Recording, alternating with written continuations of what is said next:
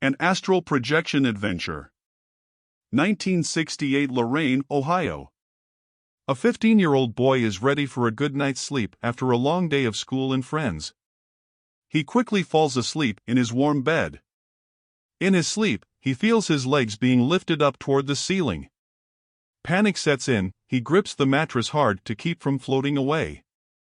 He struggles to hold on. Suddenly, from his strong resistance to not let go, it stops. He feels his body slam into the mattress. It knocked the wind out of him, and he gasped for breath. He tells his friends what happened the next day, but they just laughed at him. They said it was just a dream.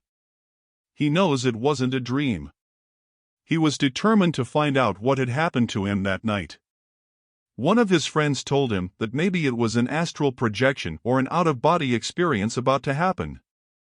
Being so young, he could not grasp the idea of astral projection, so he began researching it. With thorough research, I found that your astral body leaves your physical body and can travel the world, the universe, or other dimensions.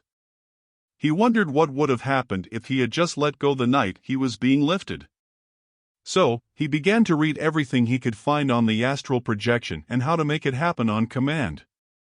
Every night he would practice trying to have it happen to him, but with no success. He had 5 good friends that always hung out together as kids.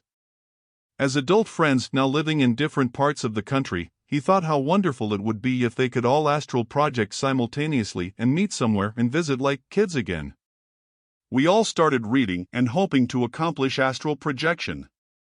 We chatted online daily about what we had learned and their progress. We unanimously decided to meet at the top of Mount Whitney in California as an astral projection meeting place to start. One day he got a call from one of his friends.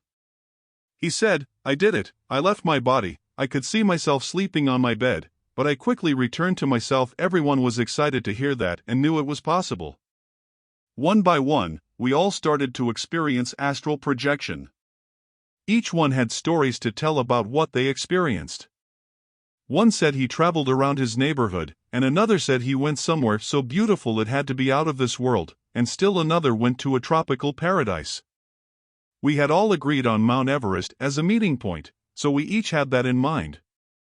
We decided that on June 1st, we would meet for the first time. The plan was in place, and we were all ready. We figured out a time since they were in different time zones. We decided on 3 a.m. Eastern Standard Time. Then we all went to sleep at our designated time.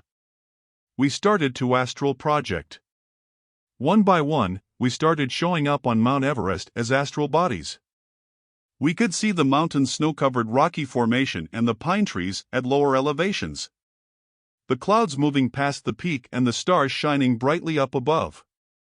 We could see each other floating above the surface, staring at each other. We all had looks of ecstasy on our faces to see each other together again after so many years. What a great feeling it was to meet wherever we wanted. It felt like we were there for hours, but we didn't know how long it was in real time when we returned to our bodies. We couldn't believe what we all had accomplished the next day when we talked. It was well worth the time spent researching and practicing astral projection. Written by Alvin Rivera.